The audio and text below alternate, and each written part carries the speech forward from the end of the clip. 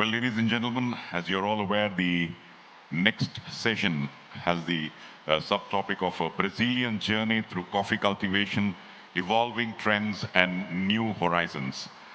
We have with us Mr. Fabricio Teixeira Andrade. So please put your hands together and let's welcome Mr. Andrade onto the stage, please. Yes. Well, since his career, he's led and managed business and relationships among key stakeholders, including board of directors and customers. So it's over to you, Mr. Andrade, to take us through this session. Thank you.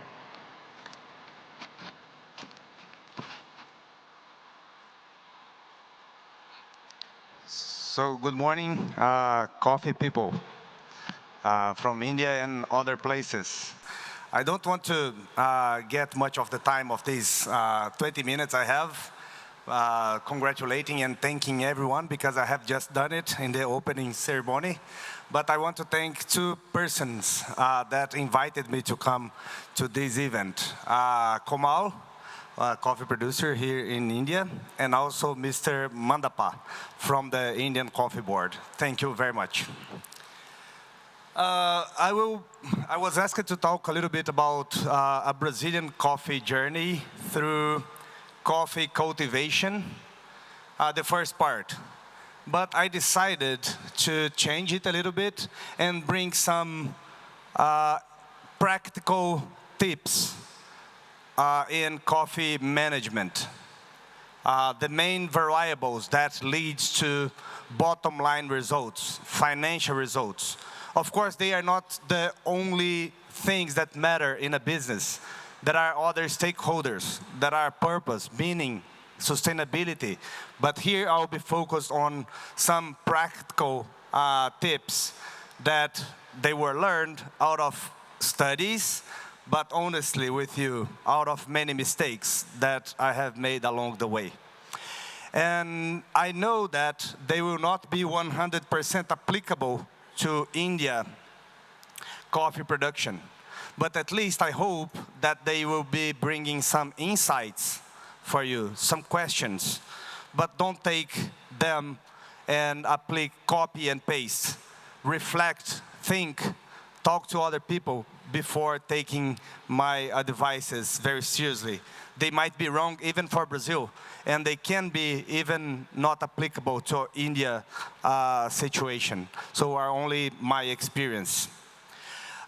Evolving trends, there are trends, and also I will not talk about consuming side trends, but only about some things that are challenges and trends for producers. And new horizons, how we are seeing things and how we should be prepared.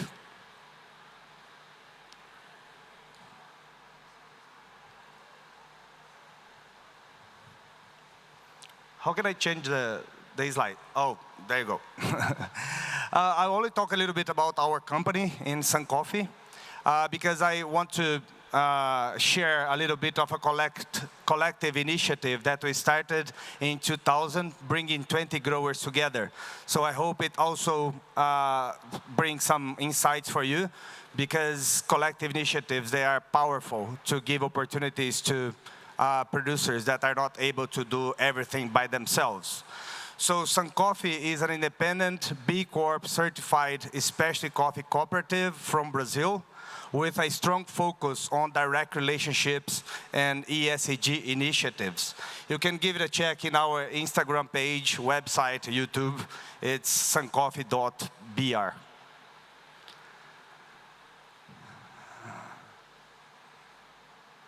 Some numbers. Sun Coffee was founded in 2000 by a group of 20 growers with a clear goal to produce high quality coffees in a consistent way and export these coffees directly to specialty coffee buyers, bringing back value and recognition to our community. Nowadays, we are in 9 towns. All these 20 members, plus 350 small producers that we bring to our platform, providing them the same scheme, business model, costs, and opportunities. We are 8,500 hectares of coffee. At the warehouse and office quality control, we have 36 workers working with us in our state-of-the-art warehouse with 8,100 square meters. And we produce approximately, it's not the number from 2021, 2022, and 2023, because we struggled a lot out of frost, drought, and other weather-related problems. But average, we have the potential to produce 200,000 bags, from which we export directly only the specialties, cupping 82 and above, to nowadays 29 countries. A little bit about myself. Quickly, coffee producer, as I have told you before.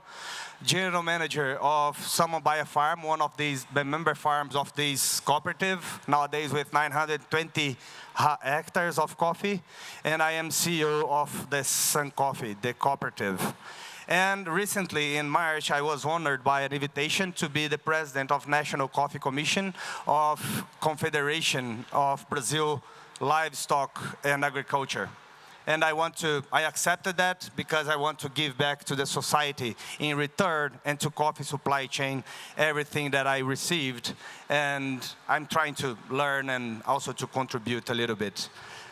It went a little bit quicker than I expected. There is some delay here. But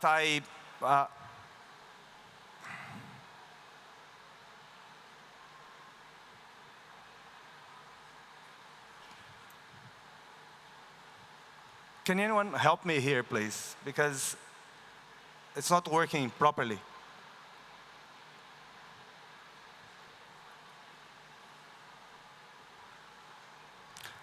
In the computer, someone can bring it to some slides back, please. Okay. Oh, now it's working. And I'm an agronomist. I did my master's in supply chain management and PhD in agricultural engineer. All of them in Federal University of Lavras in Minas Gerais state. We have a professor here from there, and I'm highly grateful for this university. Thank you, Fabio Moreira, for all the university. Guys, you might be familiar with that. I will be talking about, here in the middle, the business of coffee. But I wanted to bring the whole supply chain and business environment and some variables that we need to be taking into consideration while planning and implementing policy for coffee. In general, here's the supply chain. Inputs, it's a simplification, of course. Inputs, machinery, production, which we are located in, exports, and roasting. And of course, there are supermarket distribution and so forth. Here we have the important aspects of the supply chain management: finance, marketing, education, and R&D, super important for us being producers. Infrastructure, logistics, ports, warehouse, so forth, and also regulations, the way that supply chain is managed. I will not get too much into details on that. And here we have the profit, the bottom line result of the production, like a company. I sell all my production, I pay all my cost of production, and what's left afterwards. And in my opinion, in my experience, and according to some books and studies that I did for coffee and most of the commodities, the profit, the financial results are a matter of cost per unit produced, bag, cash flow, and prices. And I will jump right into each one of them. So cost per bag. We need to produce larger amount of coffee beans per hectare. That's the first variable. The second one are the costs of production. How much resources we use to produce this, which means efficiency. So the three main variables, of course there are others, but the magic numbers are usually three, then we need to be concentrated on them. The first one is varietals and plants per hectare. But every single region, there will be specific varietals that will perform better there. But be aware of selecting good varietals and adjusting the number of plants to the production systems you have. In Brazil, you used to have kind of old varietals and 2,500 plants per hectare. Nowadays, we have new varietals, and we are doing 5,000, 7,000 coffee trees per hectare without losing the opportunity to do mechanization. Method and schedule. Each region, each producer will have its own method, which is production system. How I prune, how much fertilizer I do, how I measure the conditions of my coffee trees. But choose yours, but be loyal to it. And create a schedule, a chronogram for an agenda for you to do every single activity on time, in a simple way, in the correct way. So coffee is a tree, so whenever we do 1 week earlier or 1 week later, the results will not be the same. So we stick to the plan, choose your production system, and do everything on time. And mechanization. I loved what I saw about Indian coffee production on shade tree and so forth. But keep in mind for the future, whatever you do, it doesn't need to be exactly the same like Brazil, but keep in mind that mechanization across the borders, everywhere, it needs to be something taken into consideration. Because we are facing labor shortage everywhere. Central America, South America, Brazil, China in Yunnan. I don't know here, but I want to listen from you later on, but everywhere. So take it into consideration. There is a video from BBC London from releasing results from the World Economic Forum Research 2023. Out of 10 most promising professions up to the year 2030, only one is not related to high-tech stuff. And it is machinery, machinery for agriculture driver, operators. So it means that everywhere in the world we need to take into consideration some degrees and some kinds of mechanization. Cash flow. It's even more, it's the liquidity, money available. We have to pay all the expenses. Whenever we are in good times, good prices, good weather, we don't take it into consideration. But whenever bad times come, then we remember it. Because the banks are not willing to lend us money because we need, and banks usually want to lend us money when we don't need it. So pay attention into the way you manage your cash flow. Cultivate credit lines, even though you don't need it. If the interest rate is good, borrow a little bit so you can keep the relationship with the banks. Management system. You need to at least separate your account from your business and do all the calculations separately and do synchronization. The balance out of 1 month or one crop needs to match your bank account balance. So you will be sure that there is no leakage, no expense out of your control. And of course, I don't know if it's possible here in India, we are striving to implement this in Brazil, but we are incentivizing growers to use insurance for weather disruptions. It's still expensive, but it's something that if there is availability here in India, I would incentivize you to check, to test, and see if it helps you.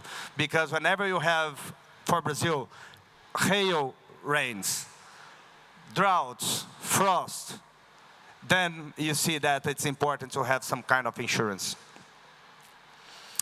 Prices, another very important variable.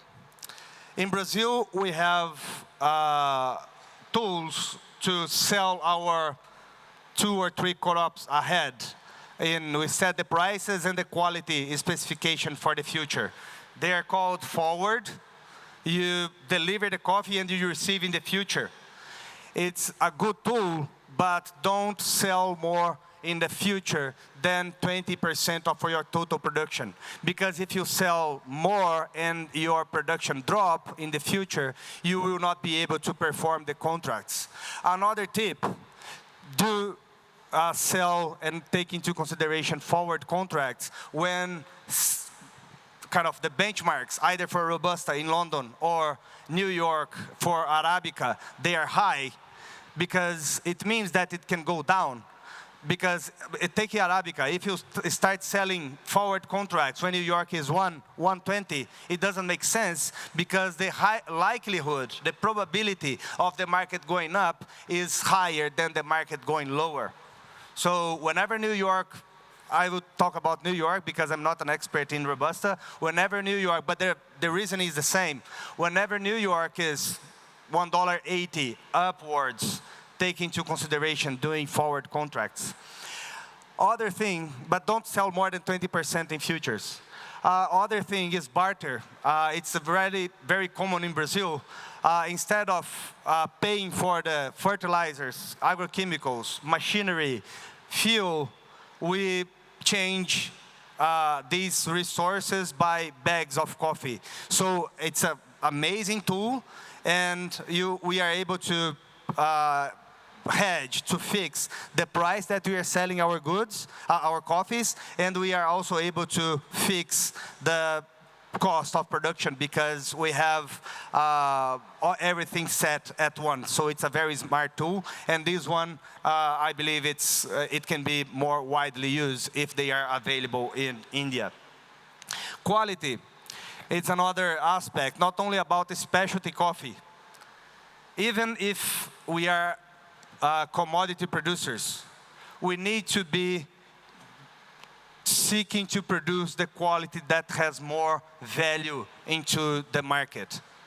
In Brazil, for example, is called hard beverage, kind of 78, 80 point coffee with 15% defects. New York, COB, 6, 7, 80 defects. This is the benchmark.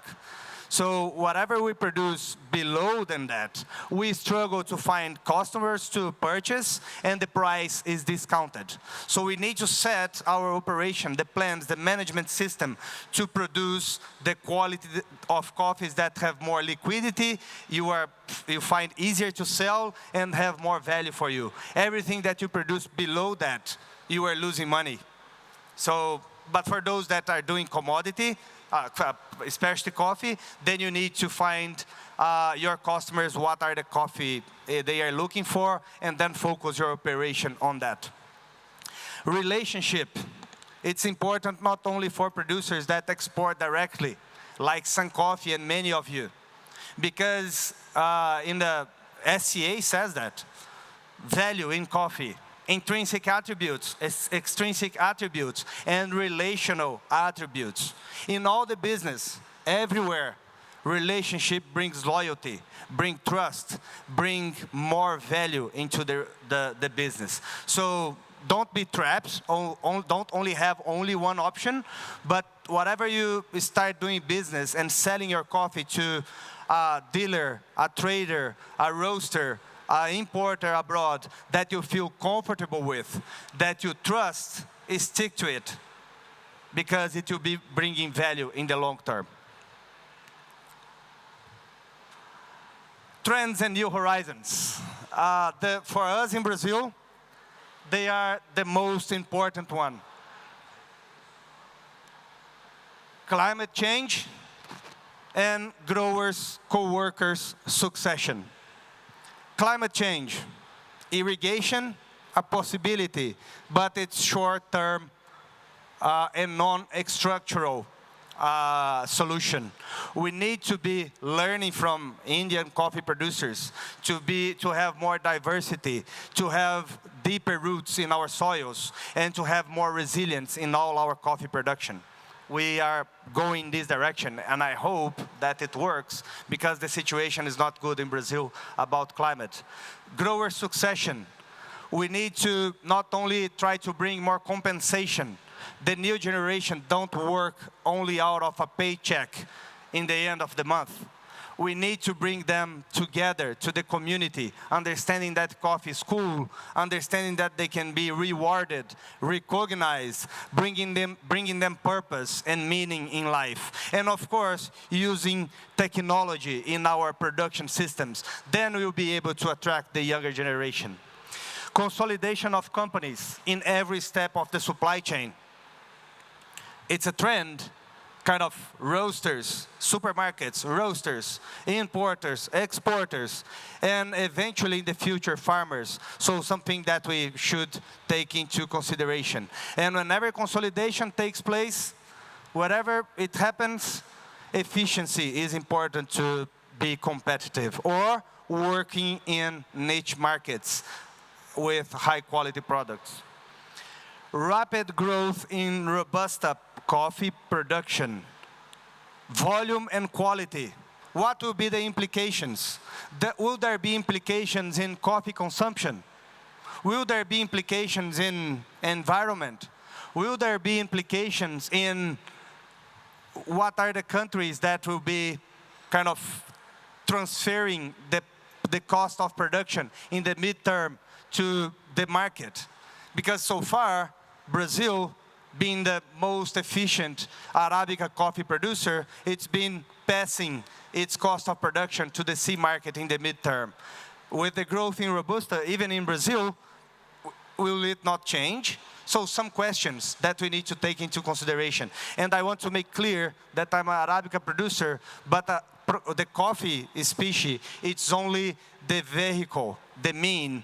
I believe I would be happily producing Robusta coffee because the most important things are the outcomes out of coffee production, which is to bring prosperity to people. Other things are ESG. 4 things. Intrinsic values, environmental and social aspects. Second, consumers. Consumers are voting with their dollars, so they are giving preference for companies that have displayed any claim in sustainability, ESG. So be focused on that, and you are in a good position because Indian coffee production is sustainable. Promote it. Another thing, by retaining and attracting talent to our businesses. Like I said, the young generation want to have meaning, purpose in life. ESG-driven companies, they can provide it because people feel like they belong to something and they contribute to something bigger than themselves. And the fourth is regulation. Whenever we bring ESG to our businesses, we are able to comply easily with, and in the short term, with all the regulations, like we are seeing EUDR by the European Union against deforestation. So keep it in mind about ESG, bringing it to your business along the time. And cooperatives, I will read because my time is up. Because Sun Coffee is a cooperative, I believe these are the incentives. Shares actively distributed among members. So the larger grower and the smaller grower in the cooperative, they have the same rights, the same shares of the company. Democratic decision-making process. There are assemblies that are the ultimate decision-making body of the cooperatives. Incentives to improve the skills and competitiveness of its members. There is regulation for that in Brazil, that the cooperatives need to invest in technology, extension, and R&D. More openness facilitate the engagement with the community. The community feel part of the cooperative and the business and support it. And of course, there is tax incentives, at least in Brazil. So this is the final slide. Cooperatives are great in Brazil. There are a lot of risks. There are many cooperatives that went bankrupt, but there are a lot of success cases. We can talk more about it later on. So think about it. Create a purpose, bring the community together, and I have no doubt, create a plan and a strategy, and I have no doubt that the business, the collective business as a cooperative will thrive despite all the challenges ahead. So thank you very much. I will be available to talk about it later on. Here are my contacts. So kindly come back for a moment, yeah. Thank you very much, Mr. Fabricio Andrade, for your excellent presentation. I would request Dr. Suresh, consultant of CCRI, to kindly come over and felicitate our speaker, Mr. Fabricio Teixeira Andrade. Round of applause, ladies and gentlemen, highly inspiring. The Brazilian journey through coffee cultivation, evolving trends and new horizons, and giving us new vistas, new areas of exploration for the growth of the coffee sector.